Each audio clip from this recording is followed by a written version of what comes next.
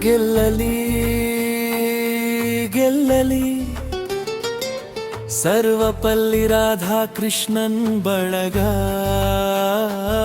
ಗೆಲ್ಲಲಿ.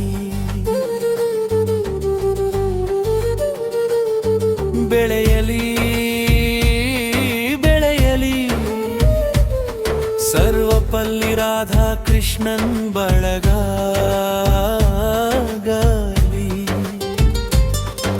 ಶಿಕ್ಷಕರ ಅಭಿವೃದ್ಧಿಯು ನಮ್ಮ ಮಂತ್ರವಾಗಲಿ.